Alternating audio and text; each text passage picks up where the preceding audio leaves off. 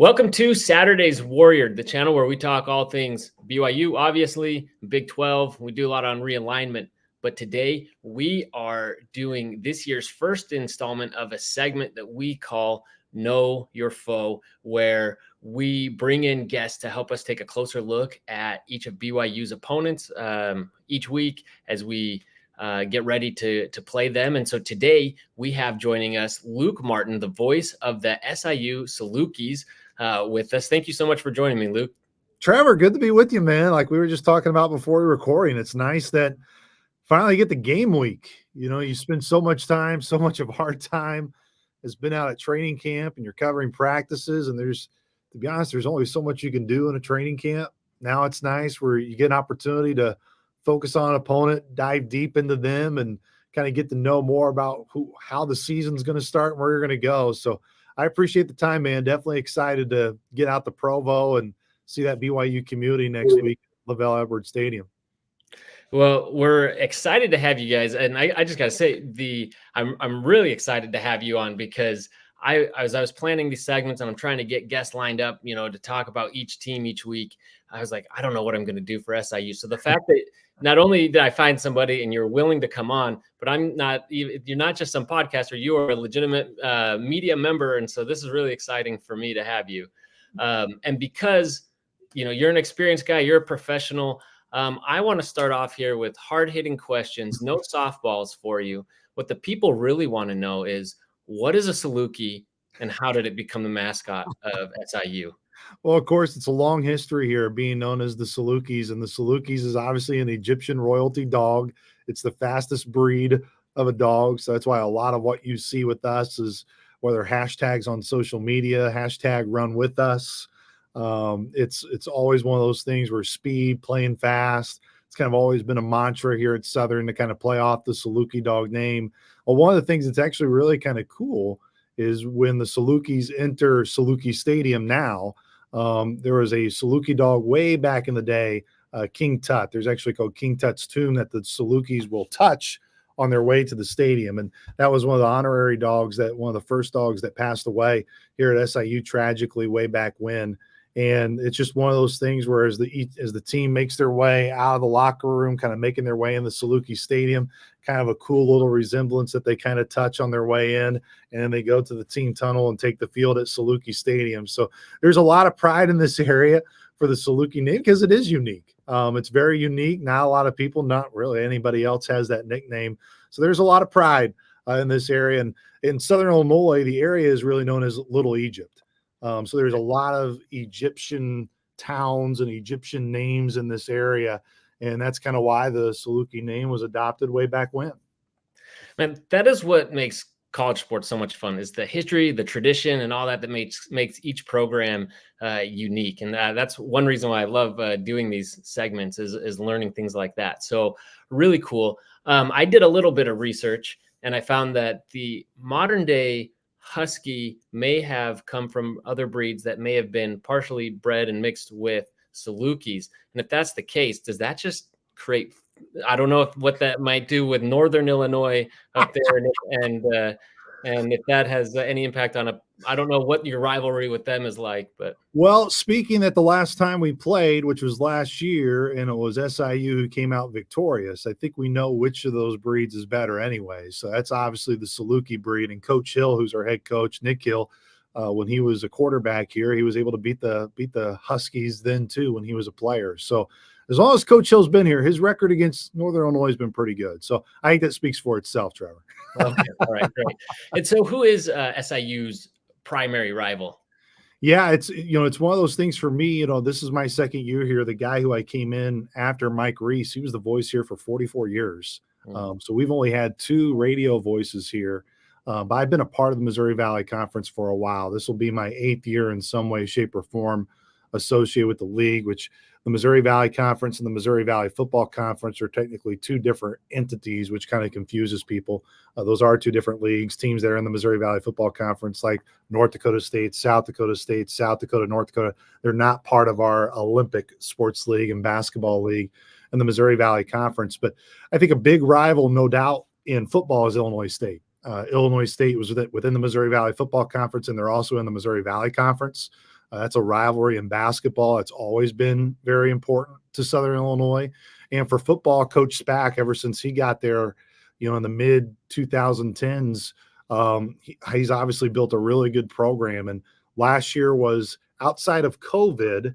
Last year, I believe, was the first time Southern and Illinois State didn't play since like the 1960s, which is it's a really long time. So that's a long history game.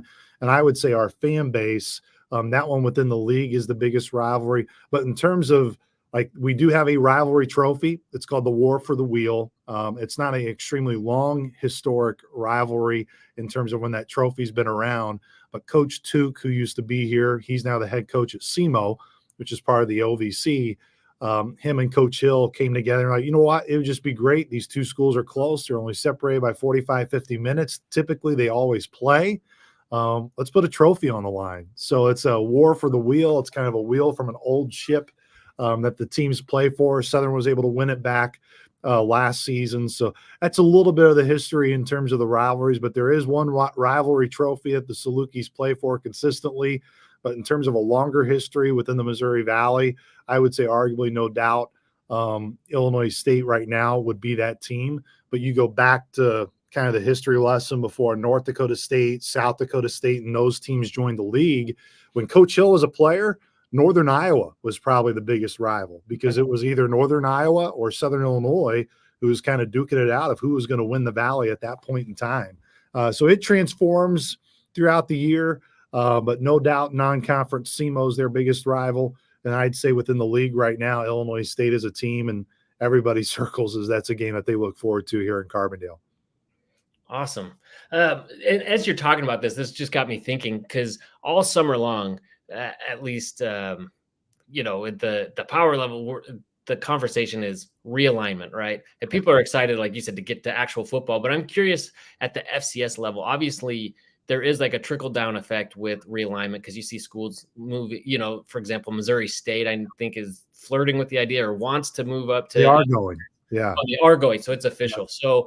So, and those have impacts, but how much are, conferences at the FCS level or schools at that level really focused on that, all the realignment hubbub?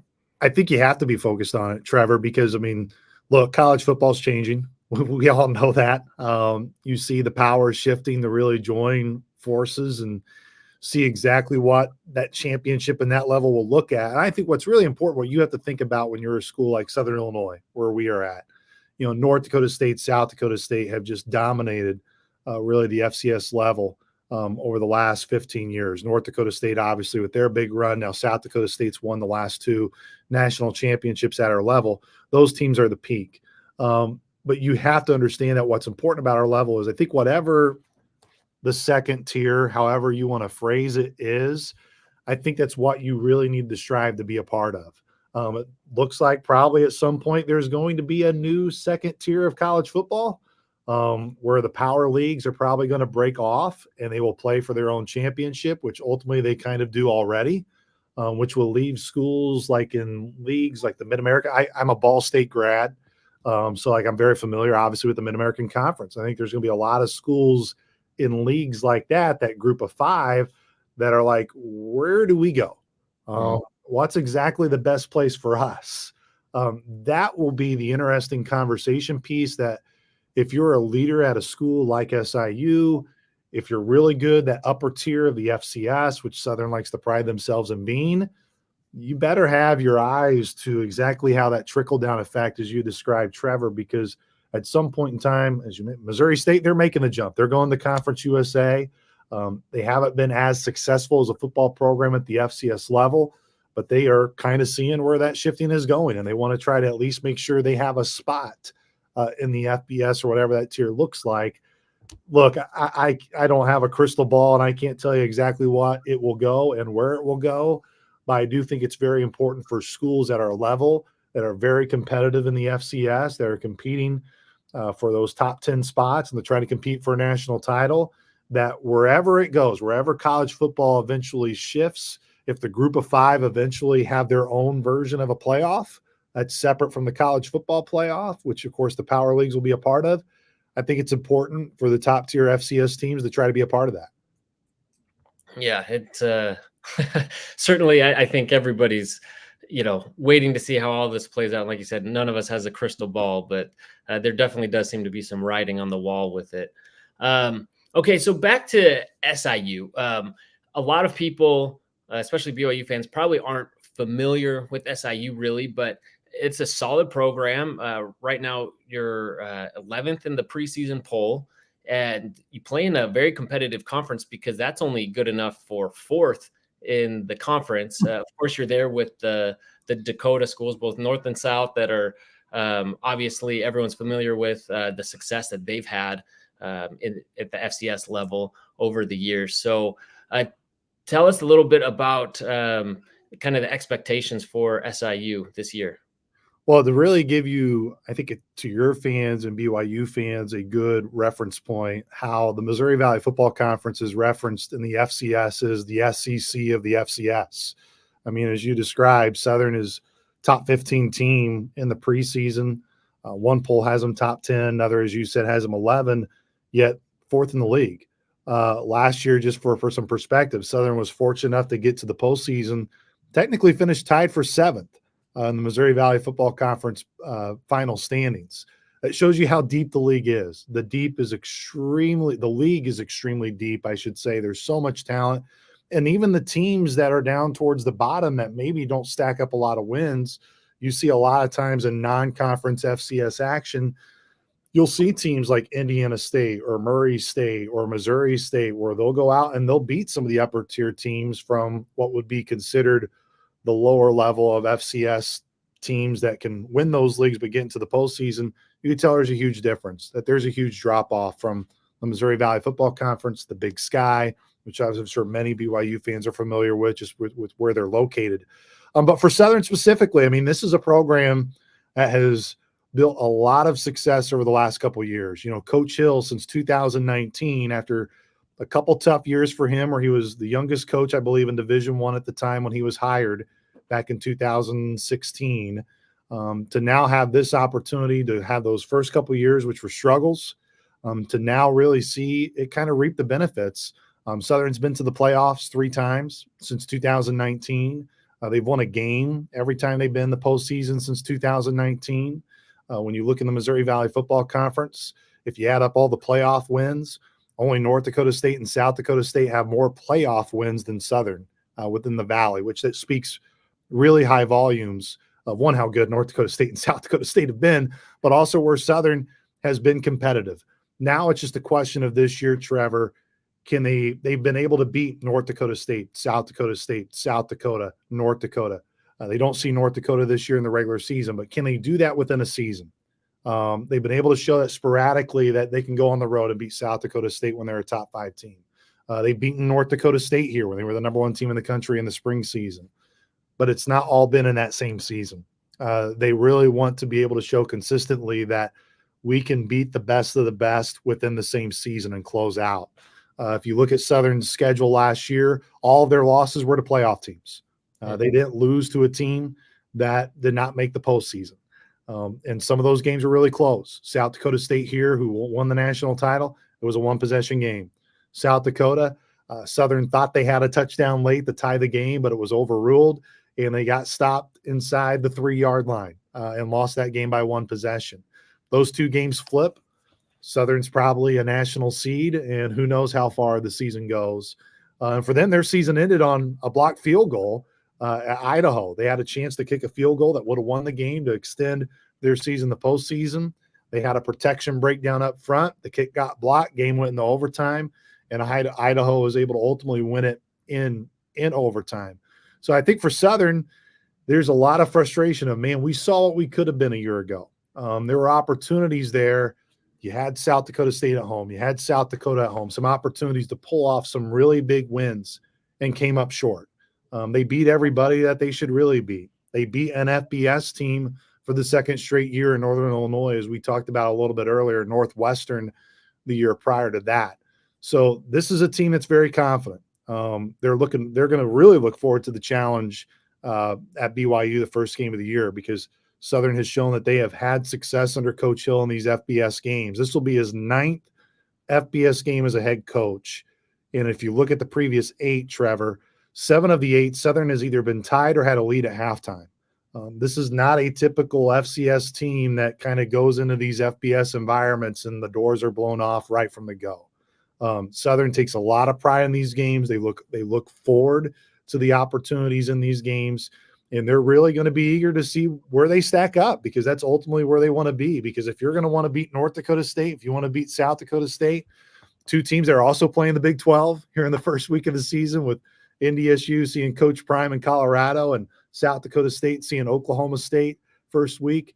All 3 of those Valley teams that are going up against Big 12 teams, you're going to have 3 Valley teams that are uber confident and not going to be afraid of those environments because of how battle tested they feel they are throughout the years.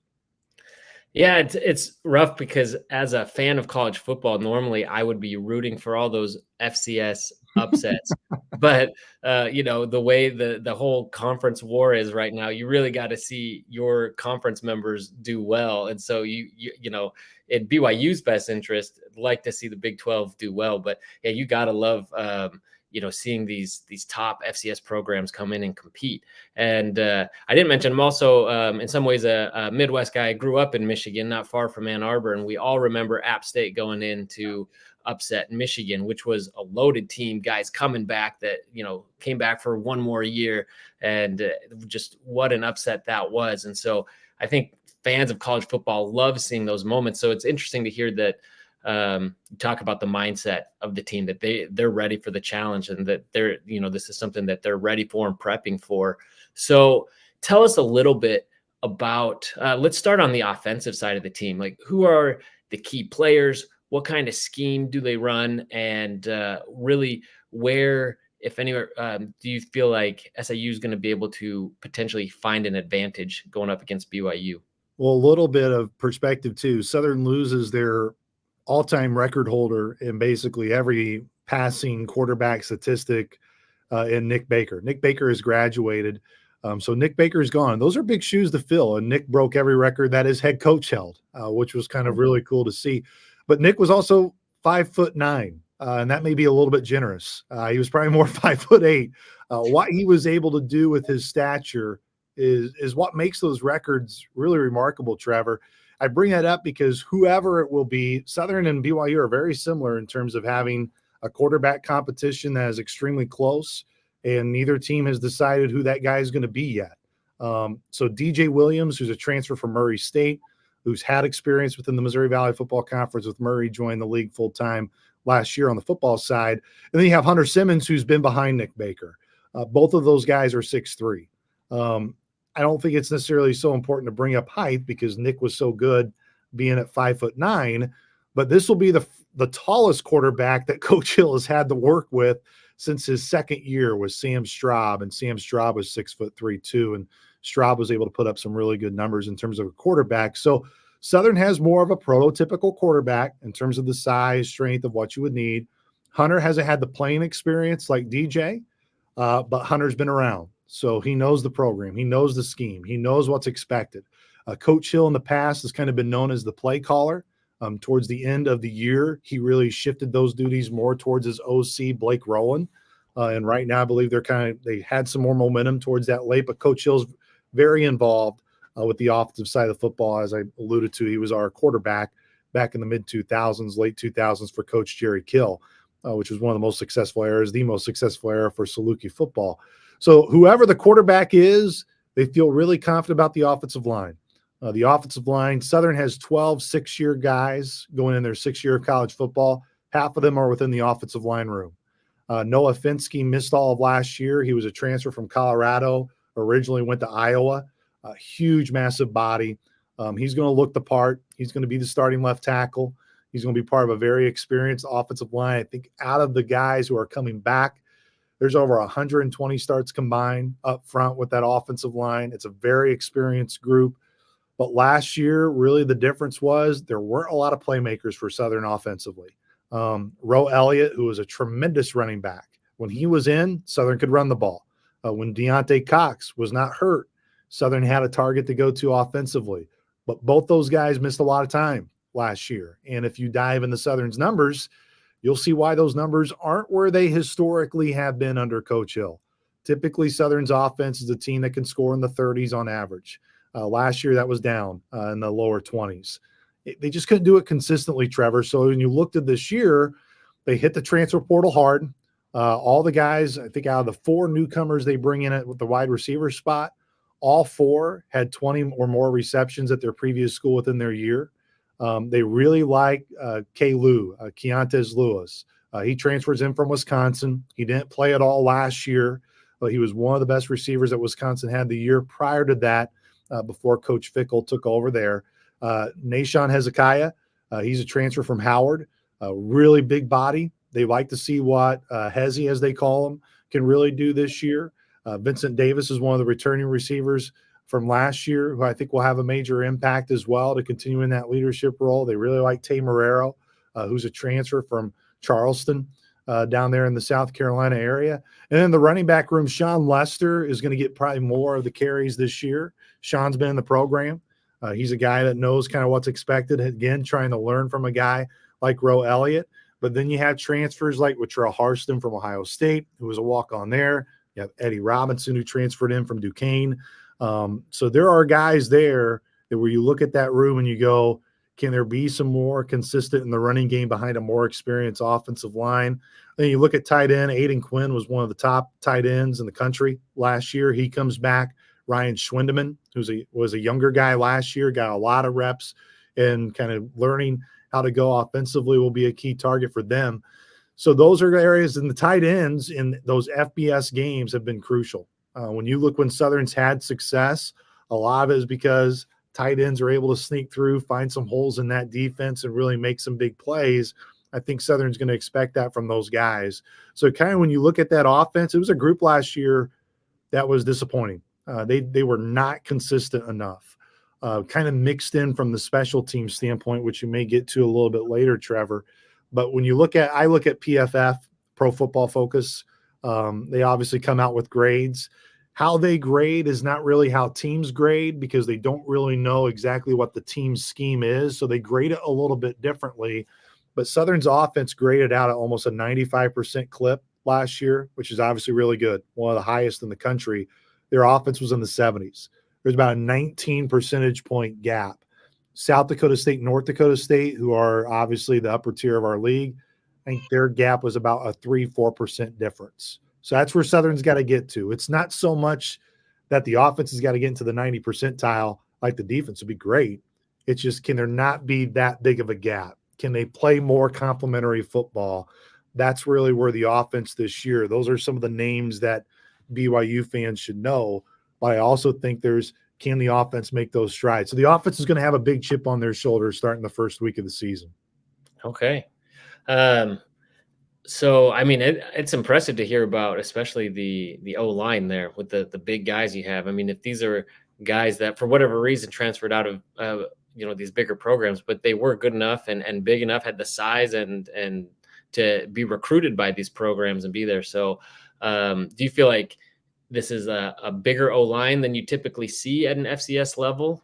Yeah, I would tell you. Well, I mean, at the FCS level now, I mean, North Dakota State, South Dakota State, those are big boys. Okay. I mean, when they show it when they go up against teams in the FBS. I mean, South Dakota State, they haven't lost since they played Iowa. I think now 2 years ago, they lost 6-3, and that was a game they didn't even allow a touchdown, which is just staggering. It was 2 field goals. I mean, they have been able to hold their own. And a big reason why those teams have success, and also why teams don't play those 2 teams specifically a ton, is because of their strength up front. And that's where Southern has that confidence, both on the offensive side and the defensive side of the line, is they've had depth there, more so defensively, not so much last year offensively. Southern, I would say, even though they had a good, consistent starting group a year ago, it wasn't very deep. That's an area where, again, everybody right now, Trevor, I'm just letting you know, every fall camp I've been a part of, everybody right now wants to say they're deep, and everybody wants to talk about right now, hey, we got the depth. We're very deep here. And then once you get in the games, you're like, man, you've been talking about all fall camp, you're deep, but you're only playing the same 5 guys, or we're not really seeing a lot of these guys rotate in. So everybody right now feels great. They say, we got all the depth in the world. We're going to be really good. Once the games start rolling around, that's when you truly see if coaches were just kind of giving you coach speak, or like, yeah, we have depth and they're going to show it with all the different guys they'll play, or it was more just coach speak and it's like, we're just not comfortable yet. And it's like, well, what a shock. Games can sometimes, games are truth serum, and the adversity is truth serum for a lot of teams once we get to that point. So, and you'd mentioned the quarterback battle. Do you expect? So, we're actually recording this a week before the game, and which stinks because I'm like tricking my brain. I feel like there's a game tomorrow, but there is by the time this is posted. But so, do you expect there to be an announcement prior to that first game, or or was that really going to be like a game time, and then we'll see who rolls out? My guess is it will be a game time decision for SIU. I do not expect them to say anything publicly. What I always say, my experience around these things, Trevor, is there's so much of a want-to from a fan and a media perspective of, okay, who is the guy going to be? What the coaching staff really cares about is that locker room. So experiences where I've been around in quarterback battles, the team knows. And that's really where the team's going to keep that underneath themselves. It's the locker room. The locker room's only going to be the place to know. We will all find out when that game gets kicked off. But what's most important, I feel like, for coaches and for the team is that they know really what the game plan is and how they go. So whether they want to tell us, we'll leave that up to them. It's fine. If they want us to know ahead of time, great. If not, we'll find out when that game gets kicked off. But just kind of how the camp has gone, it's been a really good competition. Both guys, Hunter and DJ, they have their strengths, each of them. It's been very close. Honestly, I really feel like both teams are very similar in terms of at least how they talk publicly about their. I can only speak from our perspective for the practices that I see here in Carbondale. But I expect that the team will know. We won't know till the game gets kicked off, which that's completely fine. And I can understand why programs do that. Yeah, I mean, this is a sore subject for, I think, BYU fans right now. And I'm with you, though. I mean, yes, we would like to know. Obviously, they don't really what we want to know isn't really their top concern. I just hope that the team does know that they have a direction, because then you can start moving forward and you can give them that vote of confidence. And that's where I think, making a public statement, you can kind of give them that vote of confidence and say, hey, let's move forward. But I mean, if it's there, it's in the locker room, people know, and they're able to practice as such, great. And if it becomes a game time decision, then so be it. But anyway, so all right, so that's the offensive side. Let's switch to the defensive side of the ball. Again, same thing. What are kind of the key players? What can we expect to see from this defense, and where can they potentially get an advantage against BYU? Well, they really feel like the defense that's an area that Coach Hill teams in the past maybe has been a weak spot. And Coach Hill has told me in a lot of interviews that we've done, Trevor, and not that he's totally changed his philosophy and how he wants to build or structure a team, but he understands as the season progresses, as you get into November, when you get into December for playoff football for us at the FCS level, you got to have a good defense. Defense travels no matter where you go. Now, you'd like to win a lot of games during the course of your season and get into a position where you're hosting, which that's also why North Dakota State and South Dakota State have a lot of postseason success, is because they do so well in the regular season. Teams got to go to them. They got to go to their building. They got to play them to have the opportunity. They got to find a way to win in the Fargo Dome, which if anybody's been to the Fargo Dome, good luck to you. That's a really tough place to play when that place is fat packed. And same thing with Dana J. Dykehouse. Now that they've made that an incredible environment. But the point is that last year, heading into the season, literally almost not even 24 hours before the first Saluki practice of fall camp, their defensive coordinator left, took a job at Northwestern. Coach Vokalek, good guy, very highly respected within the Southern program, had an opportunity. Of course, their situation with Coach Fitzgerald and shifting around with their staff was obviously unique and late. So that kind of you would think, man, that puts you in a bind. I mean, you don't have your defensive coordinator that you had for the spring, and then ultimately as you're getting ready, I mean, you're prepped, like you're ready to go. Like this is less than 24 hours from your first day of fall camp. Now, I thought it was coach speak at first, but Coach Hill's like, I got no worries. I mean, Antonio James is going to take over and we're going to be fine. And you're kind of like, okay, but like this timing seems a little off. I know Antonio's been a position coach with the defense, but like he's now the guy. It showed. I mean, the defensive numbers last year were so staggering probably the biggest difference is just how many turnovers Southern produced. They produced 15 more turnovers than they did the previous year. They were top 10 in the country in, I think, 9 different categories.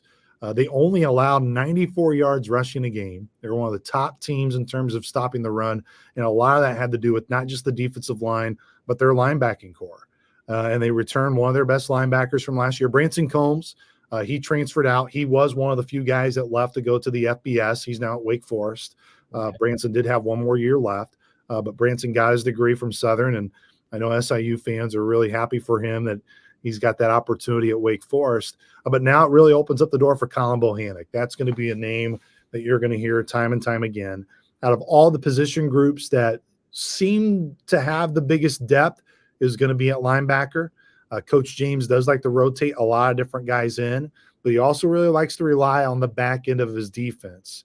PJ Jules was phenomenal. PJ Jules right now, he's kind of right on that cutting line in the NFL with the Cincinnati Bengals. Hopefully PJ can end up making that roster because of multiple different spots that he can have. But prior, PJ really was Jeremy Chin 2.0. Jeremy Chin, who, of course, got drafted by the Panthers, now at the Washington Commanders in the NFL. Jeremy Chin was an outstanding player. I think was drafted in the 3rd round. Could just do a little bit of everything. That was PJ. Now it really seems like Ubaid Steed is going to be one of those guys on the back end of the defense where he will be listed as a safety, but don't be surprised when you see him moving around, where he may be up front near the defensive line. He'll drop back in coverage. He's really what I guess they would call a rover on that defense. He'll be utilized in a lot of different ways. Both starting cornerbacks that were really good last year. Mark Davis, who's also now transferred to Vanderbilt, and then DJ Johnson, who graduated. So they lost both starters at corner. That's going to be an interesting spot for Southern's defense. It's kind of an unknown group. They don't like being called the unknown group. There's a lot of confidence internally, especially a guy like Jameer Khan, who's coming back, who got to learn from those guys last year, just didn't get a ton of reps. But Jameer is one of the most ultra competitive guys. That's going to be a name that you're going to see, and probably BYU fans will see him talk a little bit too. So he's got a swagger about him we really enjoy. And then up front on the defensive line, they got some really experienced guys who have just been around, really led by Dewey Green, who comes back, who numbers-wise, you look at numbers a year ago, Dewey maybe didn't have a lot of personal numbers, but it's really just getting more comfortable, I feel like, in the scheme. I think that's the biggest thing with this defense. That now this will be their 2nd year under Coach James. Their numbers were outstanding. And you talk to them, I'll talk to Coach James, in preparation for the game, on the 31st, but it's like, there's always that part of him where I'm like, man, like you did this, like you were top 5, top 10 in this area. He's like, yeah, but we can be better. And I'm like, if it's going to be better, that's going to be really impressive because those numbers were really, really good a year ago. So that's the part for me, Trevor, where I look at, can Southern not just sustain what they've done defensively? Can they is there another step to be made? Now they'll all tell you, yes, there is. And if there's another step to this thing, if they can go to another level, man, Saluki fans are really going to like where they're at. Because a year ago, and this is no disrespect to the offense, the defense played at a championship level last year, Trevor. You look at the Idaho game, for example. I'm pretty sure Idaho does not win that game if they don't get a punt return for a touchdown, which that was their first score of the game. And then also if Southern doesn't have a lot of penalties on the defensive side, but also the blocked field goal, as I told you about, which was a bad protection. 2 really special teams blunders. And when you get into these FCS, FBS games, so much focus is what we've had to this point. Offense, defense, special teams is really the area of the game that in these games can really make it an FCS team have an advantage, or it can really open it up, and those are how games can really get out of hand and where FBS teams can really have the upper advantage. It may be somewhat respectable in terms of offense versus defense on both sides, but special teams can be a really big factor. And last year, Southern really struggled in special teams, specifically in kicking the football. They were just not consistent. They weren't great in the return game either from a standpoint of being able to take an advantage of that. So they're excited about their defense. They think the offense is going to be really improved.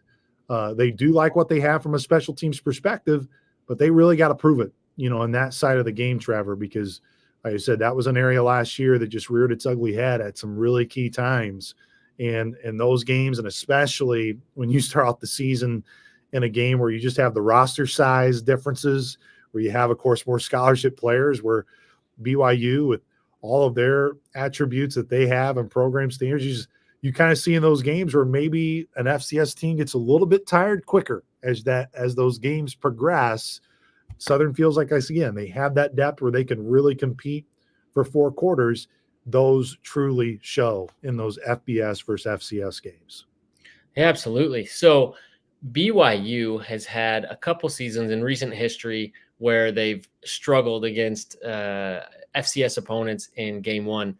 And both of those proved to be very ominous in hindsight, that those were bad seasons, the 2 seasons that BYU has missed bowl games under Coach Kalani Sitake.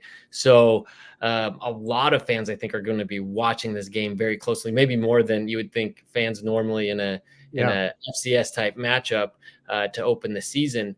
So it definitely has BYU fans, after missing a bowl game last year, very honed in on this game and really expect BYU, well, really hoping, in order to hope for success throughout the season, that BYU doesn't just win, but is able to win in a big way. And it sounds like, SIU is prime for this. They're ready for the challenge. They're going to come out and not going to lay over easily. So tell me, what if SIU is able to pull off the upset, what will have needed to happen throughout the game for them to achieve that? They got to move the ball offensively. And you look at historically, at least for BYU, I think it's right around 20 FCS games they played. They've obviously won all of them. They've never lost. But the one consistently, you look at the average score of those games, it's 48-10, I think, is the average score, is what I tallied. So that means, well, obviously they've not scored a lot of, the teams have not been able to score a lot on BYU, and those games that have gone really well, their offense has been able to really rack it up. Mentioned Southern will feel like their strength of the team this year will be the defense again. They do feel like the offense has improved.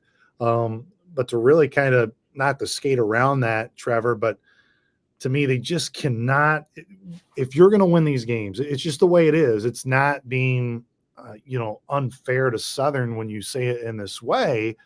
You can't afford mistakes. Southern can't go into Provo and turn the ball over, have silly penalties, give BYU short fields, and then have to have long fields offensively. You add those things up. If Southern's got to drive the length of the field every time, and BYU is capitalizing on either turnovers or have short fields, and there's a lot of internal mistakes, I mean, that's not the recipe for success.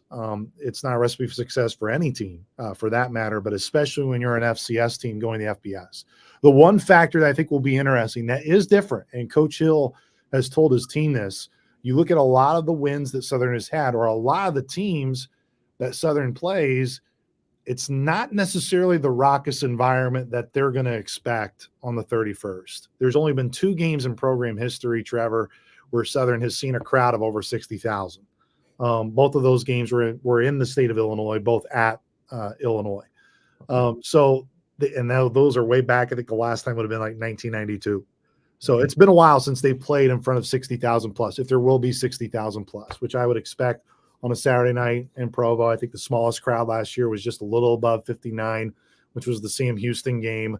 There's going to be a big crowd, and arguably it will be one of the top crowds that Southern's played in front of. How do they handle that? And again, it's not to poke fun or be disrespectful to Northern Illinois. Crowd was not a factor. There was not 60,000 people there. Even the year prior to that, when they went to Northwestern, crowd, not much of a factor. And both of those games, as I mentioned, were in state. So there were a lot of Saluki fans. Like there was a lot of Maroon that traveled to go to those games to support Southern. There will be Maroon in Provo, Utah, but won't be as many as there were in those previous stops. So I think that will be a twist to this thing, Trevor, and it should be, because that's a factor in the game. It's a part of having home field advantage and being a part of it. So how does Southern not make those mistakes that may get amplified even more with the crowd noise, with the environment? How do they handle that environment? I know they're looking forward to it. They want to eat it up. They want to have that opportunity to play. But again, it's not very often Southern has been in that position. So I think for Southern, it's simple. If you want to find a way to win that game, you and I will not be talking after that game if Southern wins it, if they make a lot of mistakes. You have to play almost as clean of a game as you can imagine. It's part of being an FCS team going into an FBS environment, especially of the level that BYU is. So they got to limit those mistakes. I think offensively, they got to consistently move the ball. If they can do that, I think defensively, Southern has shown that that is their strength, even last year against Northern Illinois, hopefully this year too against BYU. But again, too, it's like BYU has shown where if BYU is the team they expect to beat or expect to be, they want to score in the 30s and 40s. And that's a number that Southern has not given up a lot, even in the last couple of years. So it will be intriguing to see, but I do believe it's going to come down to, I don't think Southern wins a game at BYU that's like 42-35. That's a high scoring affair. Now, could it be that way? Watch that be the score. It makes me look like probably. But I do think for Southern, it's one of those games where it was like at Northern Illinois last year, a 14-10, 21-17, 24-20, somewhere in that range. If the score is somewhere like that, that's probably boding well for SIU and where they want it to be. If BYU scoring in the 30s and 40s, that's probably not where you want to be, just because it's Southern's offense right now is just a little bit unproven in that area.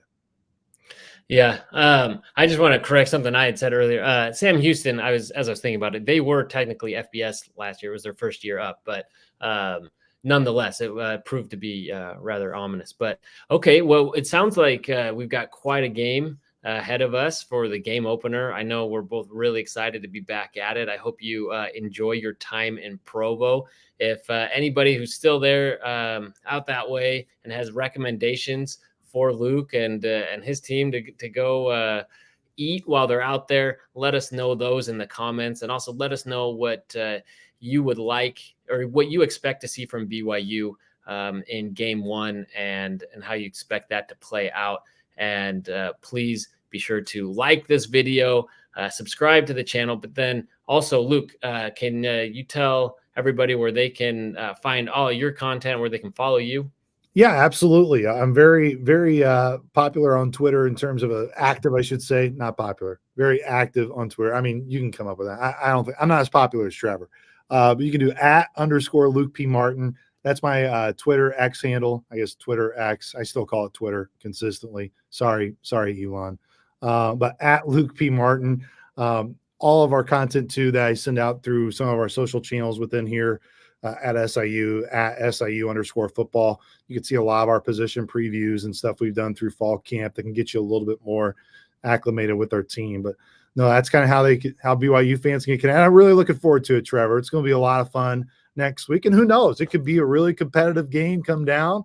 Could be a game that doesn't go in Southern's favor and BYU, and it really shows more of BYU. That's why these games are tough, especially right out of the gate in these FBS, FCS games, because even from an FCS perspective, Trevor, you can win a game like this and you feel sort of invincible, and then you can get humbled very, very quickly, or vice versa. You go into it and it really doesn't go your way, and you're like, man, you're kind of like down the dumps. You kind of expected a little bit more, and then you turn out like, oh, we're actually better than we thought. So it's the first games of the season. You have no idea what to really expect. We all can think we know, but we're going to ultimately find out, which is the fun part of this. It's why we do it. That is why we do it. That is why we play the game. College football is back. I'm so excited. Luke, thank you so much for joining me. You're very gracious with your time, and I wish the best for you at SIU after game one for the rest of the season, and I hope you win out. So, all right. Well, thanks again, and take care. Thanks, Trevor.